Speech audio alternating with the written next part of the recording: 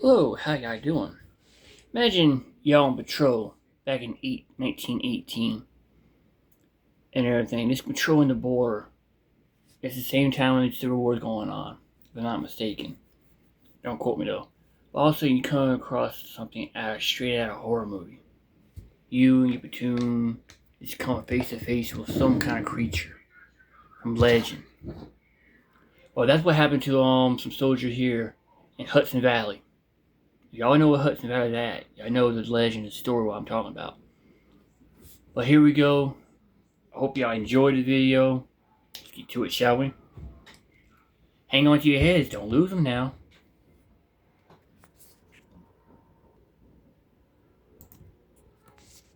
About the war, except for one story. He said it wasn't the enemy that scared him, but what waited for them back home. October 1918, Hudson River Valley. His unit was guarding a bridge when the fog came in thick, and they started hearing hoofbeats where no horse should have been. He always said there was nobody out there, but I don't think he believed it. So before we continue, please make sure to like and subscribe to support the channel, and comment down below where you're watching from. Thanks. I tell this the way my grandfather told me, with the stove popping and the coffee burnt, and the wind pressing the door. No polish, no coat of paint. It was October of 1918. The leaves were orange and wet like old flags.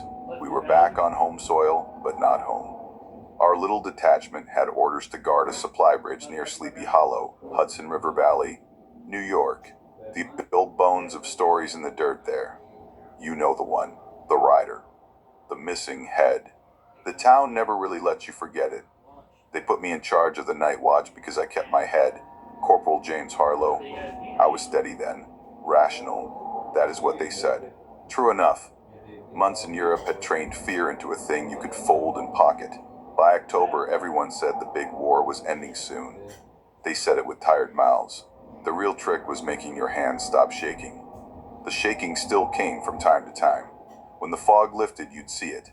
A tremor that lived underneath everything like bad wiring. Our post sat a half mile from the river. A short iron truss bridge crossed the creek that fed into it. A track ran nearby. You could hear trains whining at night. One town away, the whistle moving like a blade through the fog. The bridge mattered because trucks came over with crates bound for the dock. Flour, wire, tools. A few crates nobody asked about. We were told to stop looters and saboteurs and board boys with more whiskey than sense. Easy duty, they said. Keep the lamp lit. Keep the posts dry. Rotate fire watch. File a report every morning. If anything looked off, ring the bell by the bridge and stand to. Sergeant Milton Graves ran us like a clock. Tall, narrow as a fence post. A jaw that looked carved. He had the steady voice men follow. Not warm, not cruel. He traded in habits, up before dawn. Boots lined, rifle clean. With him, you felt like there was a line on the ground and you knew where it was. He did not like ghosts. He did not like excuses. He did not like the word maybe. Private Collins was the youngest. A farm kid from Pennsylvania. Hair the color of straw that had sat one winter too long. Hands that didn't fit his sleeves. He believed old stories the way some men believe in prayer. A little bit, then all at once. He kept a Catholic medal under his shirt and fingered it when the mist got thick. He could shoot but flinched at thunder. The way he said sir made you want to send him home before the world taught him its worst. Private Evans had the medic bag, calm voice. Good at slow breathing. He had done too much of that overseas. He'd seen what artillery does when a man is close to it. Even back here, he walked like the ground might shift. His eyes would get thin and then glassy for a second, like he'd stepped back into a place the rest of us couldn't see. Private Torres said little, wrote much. Every night he scrawled in a little journal with frayed corners. He said it kept the dark from doubling up. You look at him and think he wasn't seeing anything. Then later he'd hand you 3 sentences that cut to bone. He wasn't a poet. He was a mirror. He noticed things the rest of us walked past. We set up camp on a flat piece of dirt above the creek. Canvas tents. A fire ring of river stones. A crate table for cards. We had canned meat, hard biscuits, coffee that tasted like a boot heel. Nights were quiet. Too quiet if you ask me now. Quiet in a way that made you remember the noise of shells and scream at the silence for what it did to your head. On the line you learned to sleep in bursts and wake in a world on fire. Here you lay down and heard only breath and the slow creep of fog coming off water. It pushed between trees and across your ankles. It carried the cold in its mouth. We kept the lanterns covered. We checked the posts. The iron bridge clanked when a cart rolled over, the sound traveling under your boots. Sometimes a train would moan up the valley at midnight, then again before dawn, only a voice and no body. The river made its own weather. Fog formed fast and stayed low all day like a cat watching you. Even in sunlight, the air had weight. Smoke from the cook fire didn't climb. It just hung there and then soaked into your clothes. October does that by the water. Thick, damp. The kind of cold that sneaks through wool. We played cards. We took long turns sharpening knives that didn't need it. Graves had us clean the rifle rack twice as often as we needed. He said idle hands breed trouble, and he wasn't wrong. Trouble likes a quiet room. I was 26. My knees hurt when the rain was close. My right ear still rang from a shell that landed close enough to smear the world, but I still believed in most of the simple things that keep a man from drifting. Orders, firelight, a steady voice, a good pair of boots. If there were ghosts, they belonged to the old stories, not to me. That was the normal. It didn't stay. The locals liked to talk. They came by with apples and bread, and we traded coffee and tins of salmon. Old men with hands full of river years. They'd spit to the side and nod toward the trees and say, "Be careful with that fog at night. It carries more than cold." A woman from the village brought us a pumpkin and a loaf and told Collins to quit walking the bridge alone at dusk. She said the rider lost his head in the war before yours, and it still looks for it when autumn comes. She said it like she was reciting weather. True, the way weather is true. Collins swallowed hard and said yes ma'am, and held the bread like a baby. I laughed about it by the fire, made a show of rolling my eyes. I said the only riders I'd worry about were the ones made of flesh and bone with a bottle in their coat and an idea about our crates. Graves grunted and said, "See that, man? The corporal knows a story when he hears one." Then he told us to knock off at 2200 and watch our sectors. But the stories hang on the ribs. You pretend they don't. Then you lay down and the river breathes, and the wind finds the leaves, and you hear old boots cross a bridge that isn't there. Somewhere, a dog barked once, then didn't again. The first time we heard the hoofbeats was 3 nights after the pumpkin came. It was late. The fog sat knee-high and would have taken your belt if fog could. I was awake. You couldn't really sleep when everything beneath the trees went soft like that. Sound didn't travel right. It came and went and came again, each time from a different place. You'd step and there'd be water where there wasn't before. You'd blink and swear the fire moved. We were on watch, me and Collins. He had that farm boy uprightness, but the dark digs elbows into boys like him. We stood by the bridge lamp, trimmed low. The creek moved under us like a thought you can't hold. Hoofbeats. Close. Slow. Slow. A steady clop clop, not a run. It came from down along the road that hugged the creek. We both froze and looked, but the fog made a wall, and then another wall behind it. The sound came clean, then smudged, then clean again, like someone hammering at the far end of a tunnel. Collins gripped his rifle and pressed the metal through his shirt. "Rider?" he whispered. "Probably a farm horse," I said. "Someone cut across the road." "There aren't any farms that way," he said. "Only the river." He was right about that. I didn't say it. Morning light does what men can't. It pulled the fog apart and showed the mud along the road. Hoof prints, deep ones. Single animal, fresh. No iron shoe pattern you'd see in town. A big horse, the kind that pulls and doesn't spook. The prints ran along the road toward the river. Then the ground turned to reeds and river stones, and the prints stopped. Stopped cold. Nothing in the reeds, nothing at the water's edge. No marks on the stones, just a hard stop like a sentence cut short. We told Graves. He listened, jaw set, eyes flat. He said tracks stop when the ground changes.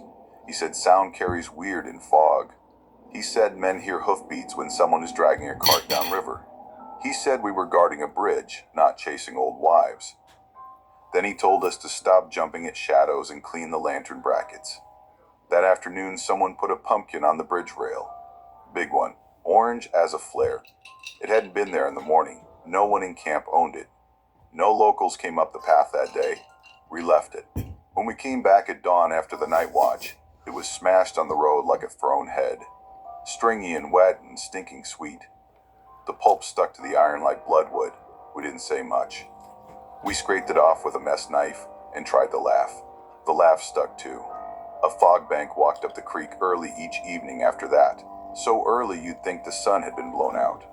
Even when the days were clear and bright as coins, by late afternoon the mist was already licking the grass. Torres wrote in his little book. I asked him once what he was scribbling. He said, "It's like the air's listening." He smiled without teeth and put the book away. The night it turned, I had the South Watch with Collins. We were both tired. The clear days fooled you, but the nights took their tax. I tried to talk about anything that wasn't fog or hoofbeats or river. We talked about pies. We talked about trains. We got as far as the smell of wheat dust in summer before the wind stiffened and the lamp shook in its hood, and the creek made that sound it makes when cold drops into it and changes its voice. Clop, clop, clop, clop. Not the echo of a cart, not the ring of iron on steel. Hoofbeats moving out in the throat of the fog, same pace as a heartbeat on a man who's not sure if he's seen someone in his doorway. Collins leaned forward like a hound. Hear that? I hear someone trying to scare us, I said. Hold your post. We kept still. We weren't stupid. You don't leave a post on account of sound. Not unless you want to get men killed by the living, not the dead. But hearing does what it wants to you. It folds your chest and pulls your hands. It crawls under your collar and turns your head before you know you've moved. The hoofbeats got near the road's bend, then stopped. A breath. Then nothing but the slow draw of the tide sucking at river stones. At first light we walked the road with Graves. He didn't say a word. He bent, stood, bent again, checking mud and ruts. Hoofprints again. Deep. One animal. Big. The same round edges. They ran to where the road emptied near river grass. Then nothing. Not a slip mark, not a splash. It looked wrong. It looked like the horse had stepped forward and then vanished. You can reason about it any way you like. New mud over old prints. Stones that don't take impressions. A path across the reeds that only looks like a dead end. But that morning, it was a hard stop that made the throat feel dry. Someone's playing us, I said. Graves stood, wiped his hands. Someone thinks they are, which is when they get sloppy. Keep watch. Don't give them what they want. Don't feed a trick. That night, Torres woke screaming. We all came out of our tents with rifles half up. He sat, chest heaving, palms flat on his knees like he'd been bracing for an impact only he felt. I saw a rider in the fog, he said. He looked annoyed with himself. It was a dream. Evan sat by him, held him a while, slow breath in, slow breath out, like he'd done 1,000 times with boys who saw libraries of things their heads couldn't shelve right. We all pretended to return to sleep. No one slept right after that. Morning turned up a different kind of strange. One of the bracket arms on the bridge lamp was gone. The whole bent piece of iron that held the side lantern. It had been forged to look like a horseshoe. Not fancy, just local ironwork with a little joke in it. Now it was snapped clean at the base and gone. No scraps on the road. No bent piece below. Like someone wanted a souvenir and brought a wrench and time to spare. Graves swore, wrote it up, and made us recheck every bolt on the bridge. He told the depot a town away that we'd had vandals again. They told us to keep our eyes open. Easy order. Hard to obey when the air turns thick enough to hide a man a dozen steps away. If you need a neat reason for the hoofbeats, I can give you one. Downriver, a crew had been moving cargo late, rolling barrels and crates, chain clanking, sound carries. Metal on wood and stone can imitate a lot of things you don't want to hear at night. I know that now. I knew it then. I told Collins that. He nodded. He said, "Sure, Corporal," and he pressed his metal like it could hold a line against fog. The fog took hold and didn't let go. Days move like a bad dream you can't wake from because you never slept to begin with. Cold ate into everything. Even the coffee tasted like blunt metal. Graves doubled the rounds. He said we were being watched. He didn't say by who. He didn't have to. He snapped the day into little segments, and that helped at first. Men like blocks. Build them up, knock them down, do it again. The body likes knowing what comes next, even when the mind is chewing itself. Collins got jumpy. His eyes had the glassy shine you see on deer at the edge of the field when the dogs push the line. He started to say the fog smelled like gunpowder and smoke one afternoon. He said it soft like he expected me to laugh. I didn't. I bought him in it and told him a story about a mule we had in France that used to chew on mess tins. He laughed a little too loud and then swallowed it and went quiet. He looked at the river and it looked back. Evans dug a little brass button out of the dirt near the post one morning. He was poking around while the coffee beat back the frost. He held it up, round, green with time. He rubbed it with his thumb. A crowned cipher under the green, Hessian, revolutionary. He said it didn't mean a thing. He said this valley was a graveyard of uniforms. He put the button in his pocket like a rabbit's foot. He didn't want to admit he wanted. Right before dark that day, across the river, a shadow moved where no shadow belonged. A mounted shape, tall, holding still among trees that weren't tall enough to hide it. It stood out against the pale. I caught it sideways through the trees. Once, twice. Then it wasn't there anymore. A trick of light. A man can see what he wants to see when he is tired, and even what he doesn't want. I told the men it was the watchfire's glow catching smoke and branches. Collins stared at the spot until his eyes watered. He said, "You saw it." I didn't answer. Arguments start small. About the coffee being too thin. About who forgot to bank the fire. About who left a coat on the bridge when the wind came up and nearly took it. Then they grow teeth. Collins wanted to stack more sandbags on the far end of the bridge where the shadow had stood. Graves said no, we would not fortify against a fog bank. Evans said the air wasn't right and he had a buzzing in his ear that meant a storm was close. I told them all to cut it and stick to the board.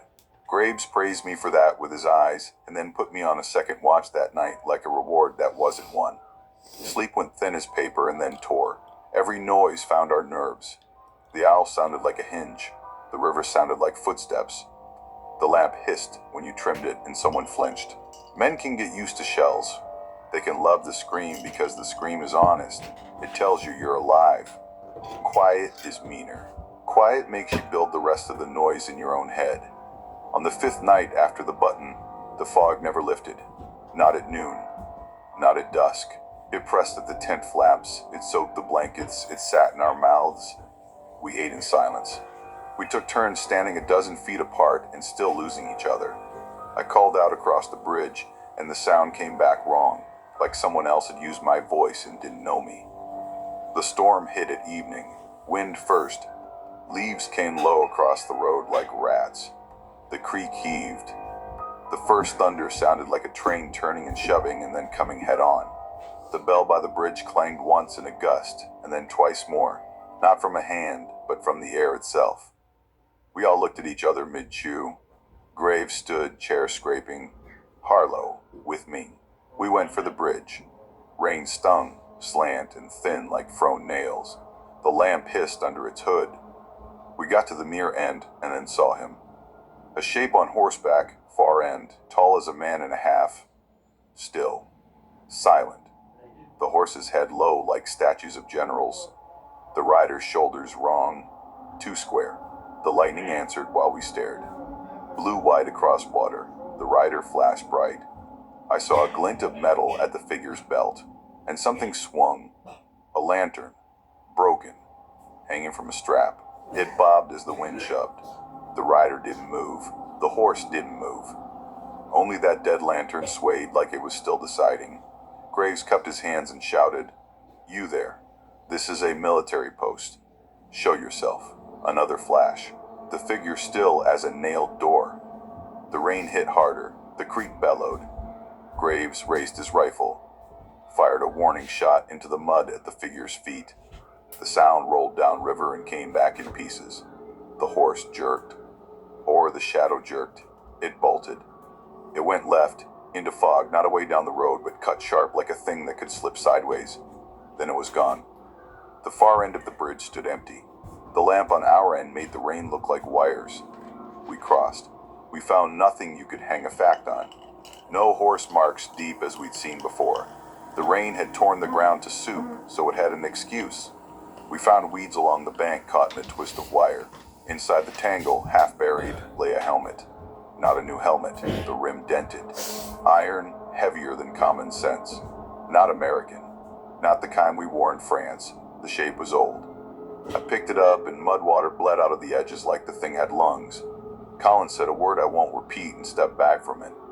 I told myself and anyone who would listen that it was a trespasser, a looter. A man trying to slip under guard through the fog to get at whatever he thought our crates held. He had a horse and a lantern that had gone bad, and he was dumb enough to stand on the far side when the storm pressed the world down around him. Graves listened, but said nothing. He turned the helmet in his hands. He watched the far bank like it might reveal the trick if you stared long enough. We brought the helmet back to camp and set it on the crate table like a wet animal.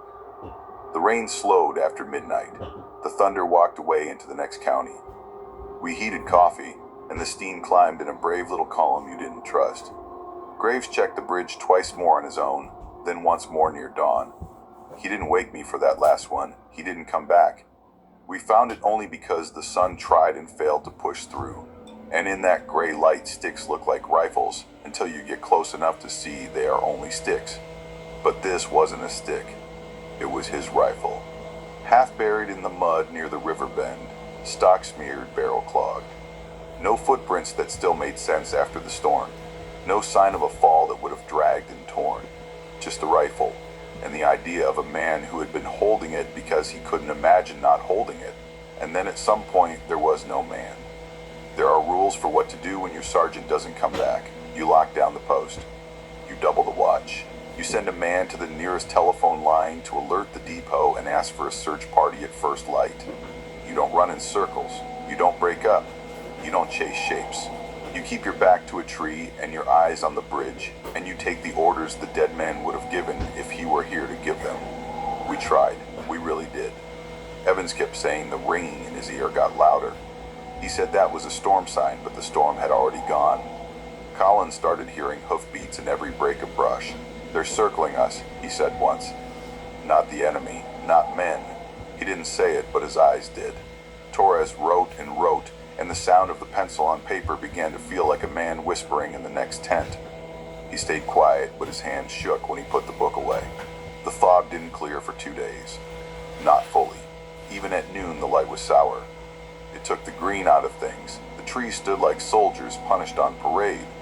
The creek ran with a new sound I didn't like it had swallowed something heavy and was trying to dissolve it. We found Graves's canteen hung on a low branch. It swung in the wet like a pendulum, slow, with a patient rhythm, as if someone had set it there and told it to mark time. That's when rational got hard. I kept telling myself, men make mistakes when they are tired and proud. He'd gone down the bank to check the supports. He'd slipped and lost his rifle. He'd fallen into water and either climbed out somewhere else or gotten pulled under and away. But the creek there wasn't deep enough to take a man in daylight without a fight. The river beyond could, sure. But you'd see drag marks. You'd see something more than a empty hand of mud in a swinging canteen. Night came again like a bully you owed money to. The lamp hissed like it didn't want the job. The bell by the bridge made a single sound at dusk without help. The note hung in the fog longer than it ought to, like everything else that week. Torres wrote his last entry that evening. I didn't read it then. I read it years later when it came back to me in an envelope with a brittle smell. But I remember the look on his face as he closed the little book and slid it into the inner pocket of his jacket. Calm, like a man who has said his piece and is ready for whatever the river has left to say. He rides when soldiers return from war, he said to no one in particular, as if he'd run out of paper and had only air left to write on. Collins lost his nerve after midnight. He had that hollow look men get before they run. The metal in his shirt had polished a spot on his chest. He said he heard a horse. He said it soft at first and then louder. He took 2 steps toward the road and told me he would just take a look, only a look, he wouldn't go far. I told him no.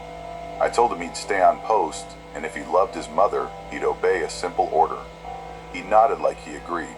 Then the bell clanged once more in a gust and he was gone into the fog like a fish taking the bait you dangled, only to see what would happen. Collins, I yelled. My voice fell flat at 10 paces. I did not chase. That was the one smart thing I did that night. Evans grabbed my sleeve and shook his head. He'll come back. If we run, we lose the post. He didn't come back. He screamed once. A man knows all the different screams by then. This was not shell, not fire, not blood.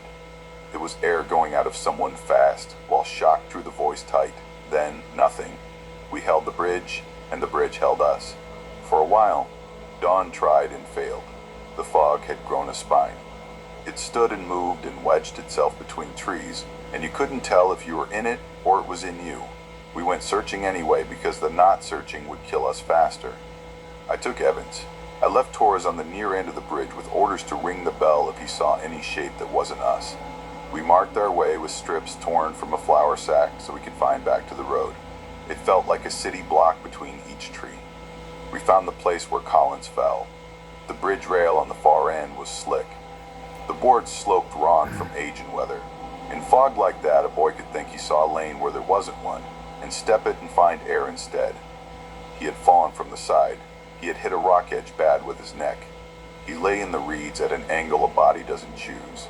His eyes were open and saw nothing. His rifle lay 3 feet away like he'd tried to grab it at the last second. Evans swallowed and put his hand to the boy's throat. A habit that isn't needed when your eyes tell you the truth for free. He kept his hand there anyway. He had to use his training or he'd be left with only his hands and his grief. Neck, he said, broken.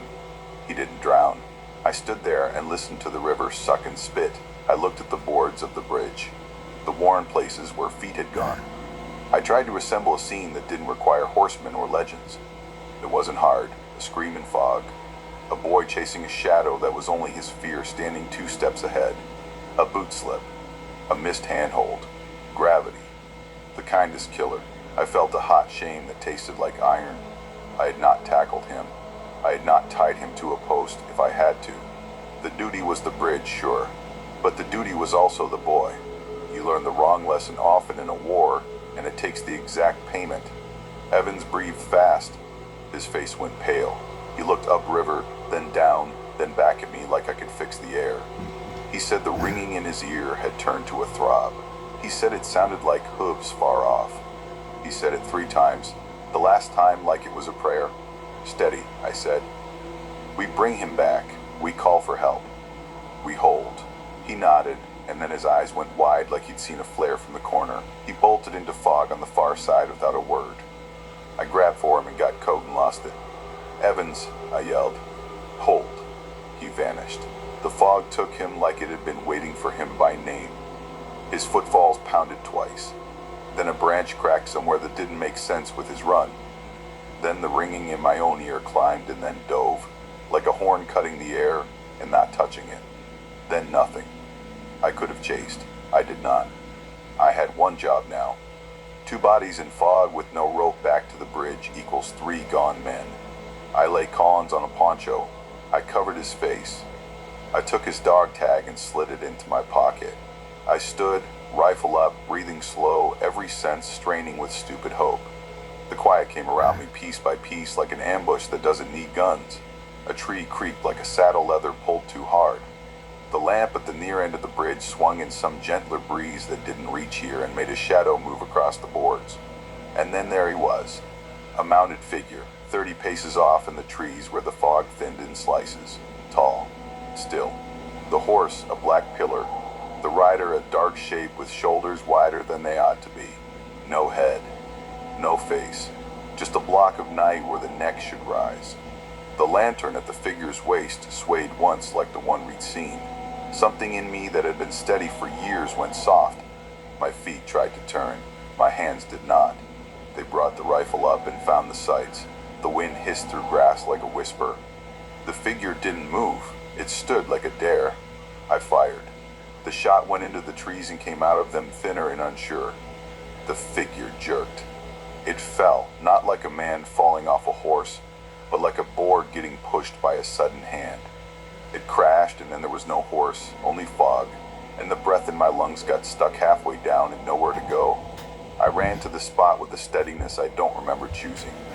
I found a broken post, a length of fence that had been loosened by the storm and dragged at an angle by wind and water. A loop of wire hung from it with a rusted lamp frame knocked from the bracket on our bridge. The wire had caught on a root and made the post stand nearly upright in a place where the ground stepped down into reed and ditch. The lamp frame had a shard of glass left in it. A trick of light and angle had put the shard at the exact place where a head might be and then not. The broken board had looked like a horse's chest. The rest you can blame on a brain that knew exactly what pictures it had stored. I stood there with the rifle and felt the stupid wash over me like a second rain. The post swayed. The lantern frame clicked against the wood in the little breeze. Clack. It sounded like a bit in a horse's mouth if you wanted it to. I looked down and saw marks where someone had pulled the post up from another place, not far. The storm or a man. Someone had dragged it across the ground and let it stand here, wedged in the mud by chance or joke. Maybe that was our rider's trick. Maybe it wasn't anyone's trick at all. The trouble is that a neat answer doesn't fold time back. It doesn't make your men walk out of fog smiling and tired and complaining about how the coffee is never strong enough. It doesn't give a sergeant back his rifle. It doesn't scrub a boy's neck at the angle you don't want to remember. I stood a long time. Then I did the work. I went back for Torres. He wasn't at the bridge. They found me a day later, the depot boys, with 2 local men and a mule cart and 3 lanterns. I was on the near side of the bridge, sitting back to the post. My hands had gone white and had no feeling left. The fog had lifted some. The wind had turned. The sun looked at us like it wasn't sure we belonged to it. I had no memory of that last night, not past the post and the broken lamp and the shape that wasn't a shape. That is what I told them. They believed me because it was simpler than the other versions. We pulled Collins from the reeds and laid him in the cart on a canvas. We took care with his hands. We marked the place on the bridge rail where the boards had slicked with age. We wrote it down like it was law. We searched both banks for graves. Nothing. We searched the far paths for Evans. We found a scrap of his coat by a thorn. We found nothing else that loved his name. We followed scuffed marks where the storm had dragged fence boards and tree limbs and hung them on roots in ways that made them stand like soldiers for a breath and then fall again. We found the iron helmet where I'd left it, dull now. The rain dried to a film. We sent it with the cart because that is what men do when they don't know if an object is a clue or only a weight. The report wrote itself. Disorientation due to fog, exhaustion, and poor visibility. Possible misadventure during inclement weather. Sergeant presumed missing in action. Domestic incident believed drowned. Medic missing. Search ongoing. Private Collins, deceased due to fall from bridge, neck fracture, no signs of foul play. The language of men trying not to say what they were afraid they'd say if they let themselves use the words they wanted. The officer at the depot signed it in a neat hand. He did not look up when he told me to get some rest. We packed camp in a slow fog that only lived in us now, not in the air. Torres' tent held his journal under his rolled wool. I didn't open it then. I put it in my pack. We crossed the bridge one last time and the boards didn't complain. They just held us as we went, like a good bridge does no matter what it has had to see. The locals nodded when they heard. They said it soft. They said that soldiers had seen the horseman again and that he waits for men home from war when the leaves turn. They brought a pie we didn't have appetite for and left it anyway. Men in caps at the depot crossed themselves when we said we'd lost 2 to fog. You can lose 10 to shells and no one will blink. You lose 2 to fog and they know the story that owns this land has put a hand on your shoulder. Years later, someone came around and asked me about it. A writer with a notebook and the smile of a man who wants your story to be a different shape than it is. He asked about the rider. He asked about the missing head. He asked if the pumpkin meant anything. He asked like he wanted the world to hook together in one satisfying click. I told him the truth, the only way I know it. There was no ghost, I said. I said it quiet because saying it loud would have felt like a dare. But something was out there. Maybe it was just us. I opened Torres' journal that winter when the house was too quiet. There were pages about coffee and fog and the way the bridge sounded like a tongue hitting teeth when the wind blew just so. There was a line near the end, written clean, the pencil not yet worn, the words like hardware you could hold, legends feed on fear. He didn't mean it as poetry. He meant it as inventory, a ledger entry. The sort of sentence that can get a man killed if he isn't careful with it. I keep the helmet in my shed now. It sits on a shelf with old tools and a coil of rope. Some days I think it's a joke played by time. Some days I think a man with a horse and a bad lantern tried his luck that week and paid for it somewhere downriver with a broken leg and then a slow crawl and then a cold end. Some days I think about fence posts that stand up where they shouldn't and lantern frames that catch just enough light to make your head fill in the wrong blanks. Most days I don't think about it at all. But when October comes wet and the fog steps up from the river like a soldier reporting for duty, I hear, just for a second, that clack of wire against wood. I smell wet iron. I feel the bridge under my boots. I tell myself again what I told the writer. There was no ghost. There was weather, there was fatigue, there was the mind, which is a poor witness when it is cold and alone. And there was a boy whose mother I promised to write to, and did. I wrote what truth I could and kept the rest, not because I wanted to, but because some parts of a night aren't for paper. You can go to that bridge if you want. The creek still talks. The track still cuts the valley like a scar. The fog still comes early in October and sits where it likes as if the land had saved it a seat. If you go, don't go alone. Bring a friend who doesn't believe in anything and watch the way he starts to walk quieter without saying why. Bring a lantern and keep it trimmed low. If you see a shape where no shape should be, aim your eyes 1 inch to the left of it and wait. You'll see the post. You'll see the broken lamp. You'll see the trick. It won't help much. Sometimes I wake to the far-off sound of hooves on a road that isn't there. I lie in the dark and count my breaths and let the sound die. Sunrise comes late in October. It comes anyway. The mind waits until it does. Then it goes back to work, building a day out of pieces, pretending the pieces were always meant to fit. That's all there is. That's all there was. A bridge, a fog, a helmet that belonged to somebody who doesn't care who holds it now. A boy who slipped. A sergeant who likely went under quiet and quick and didn't have time to be brave. A medic who ran when his head filled the path in front of him with something only he could see. And me standing between what I could prove and what I couldn't, telling the story straight, because crooked is how men